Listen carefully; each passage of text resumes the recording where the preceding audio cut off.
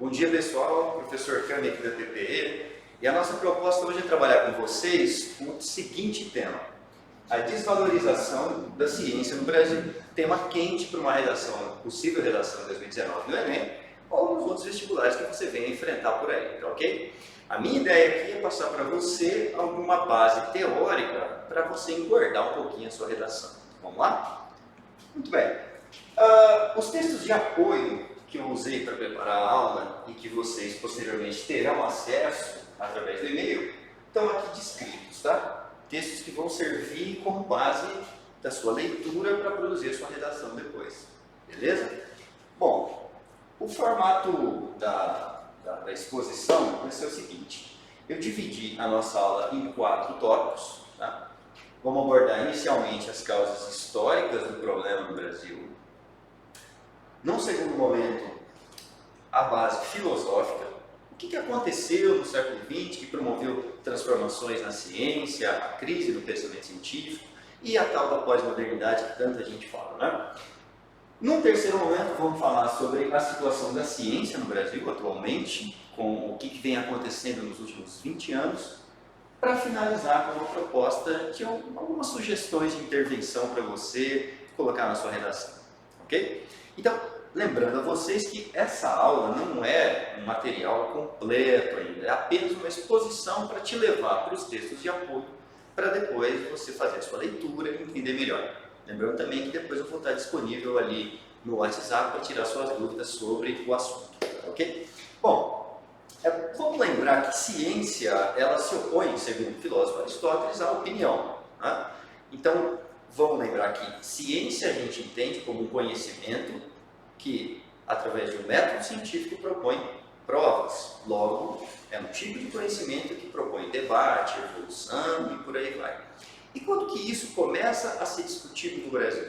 Bom, vamos lembrar que a nossa situação enquanto colônia levou a gente a carregar alguns traços da nossa colonização, como, por exemplo, a nossa situação socioeconômica. O fato do Brasil ter herdado na sua herança colonial um modelo agrário exportador é um dos elementos que vai dificultar o pensamento científico no Brasil. Ora, mas por quê, professor? Por um motivo óbvio, meu querido. Um país que não desenvolve indústria, que não desenvolve uma economia voltada para a pesquisa científica, não vai favorecer, óbvio, a pesquisa, o pensamento científico e tal. Então, historicamente, a gente já não carrega uma bagagem voltada para essa área, né?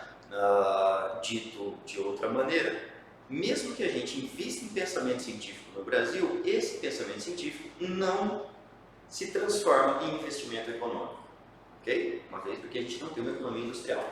Bom, além disso, um outro fator que nos leva ao atraso nessa parte da nossa sociedade é a desvalorização do pensamento voltado para a transformação do mundo. O que eu quero dizer com isso? Você vai encontrar no livro Raiz do Brasil, do Sterquart de Holanda, na qual ele parte do princípio de que, pelo fato da gente ter construído uma sociedade escravocrata, na qual tudo que era prático, que era manual, tudo que era voltado para a transformação do mundo, era coisa de escravo, né? A nossa elite passa, então, a não valorizar qualquer tipo de conhecimento que tenha um objetivo pragmático. Tá? Pragmático é a mesma coisa que prático, ok? Voltando sempre para um conhecimento mais teórico, um conhecimento mais que engrandece a alma e não o mundo. Tá? Por isso nós temos milhares de produções científicas no Brasil na área teórica, porém essas pesquisas acabam não voltando para o setor produtivo, não voltando para a área prática. Então esses são os dois desafios que a nossa herança histórica deixa. Uma economia que não favorece o pensamento científico, uma elite que não valoriza o conhecimento pragmático, ok? Bom, partindo para o segundo tópico, que é a filosofia no século XX, num campo mais macro, a situação é a seguinte: o pensamento científico que nasce na modernidade, com filósofos como René Descartes, Francis Bacon, John Locke, por aí vai os tais empiristas e os racionalistas, é um pensamento que visava, sobretudo, produzir conhecimento pragmático para a transformação do mundo e melhoria da vida humana, ok? Esse pensamento eu posso definir como iluminista. beleza? Quando que esse pensamento começa a se degradar? Da virada do século XIX para o século XX, meu querido, com filósofos como Friedrich Nietzsche, com filósofos, como Karl Marx ou até o Hegel, beleza? Alguns fatos no século XX vão demonstrar essa crise que a ciência iluminista passou a sofrer.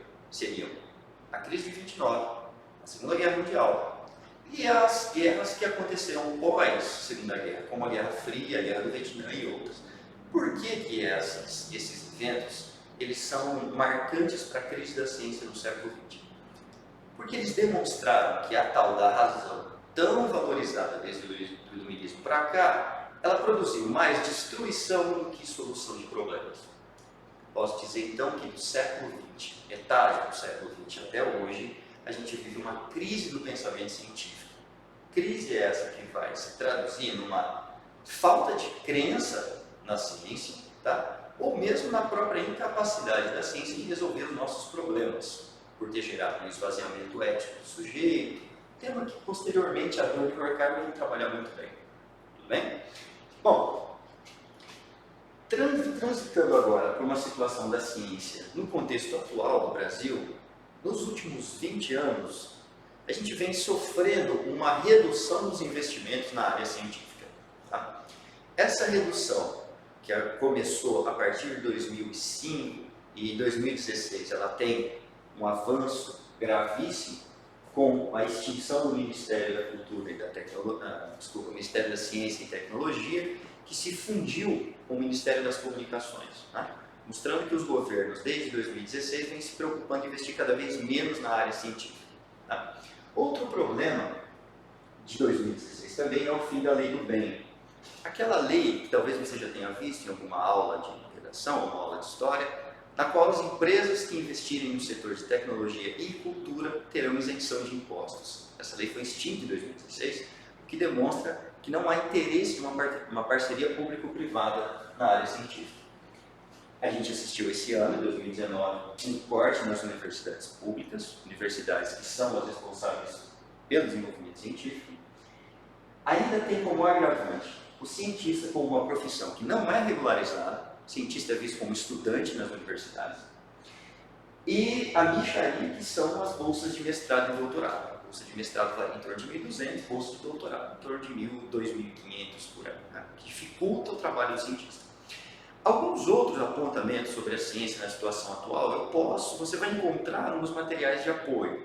Tá? Muito bem, para fechar o nosso assunto aqui, o que eu poderia colocar como proposta de intervenção para melhorar o pensamento científico no Brasil? Tá? A recriação do Ministério da Ciência e Tecnologia, popularizar o conhecimento científico, mostrar para as pessoas que ciência não é algo criado em laboratório, criado para produzir conhecimento que não serve para nada e tal. É preciso que as pessoas, no seu dia a dia, no senso comum, entendam que a ciência ela tem sim uma função produtiva, que pode transformar vidas, que pode mudar a sociedade. Melhorar a cultura científica nas escolas, tá? Estimular nos alunos a curiosidade científica, e não apenas a reprodução de conteúdo, a acumulação de conteúdo e tal. O reconhecimento da profissão, importantíssimo. Aumentar as parcerias público-privada, tá? Melhorar a relação entre as empresas e as universidades para a produção de pesquisa que tem uma finalidade comercial, mas também a pesquisa básica, aquela que é voltada apenas para um conhecimento puro, porque são dentro dessas pesquisas que se desenvolvem novos paradigmas na ciência. E principalmente, isso aqui é uma proposta do sociólogo português Boaventura de Souza Santos, o resgate da cultura popular. Um dos motivos da ciência sofrer com crises de paradigmas nesse virada do século XX para o século XXI, é que ela se fechou para tudo aquilo que está fora da universidade.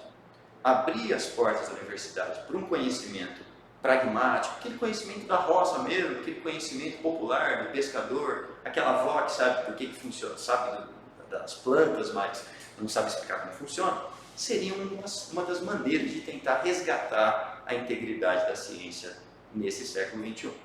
Beleza? Gente, lembrando a vocês que qualquer dúvida eu vou estar à disposição.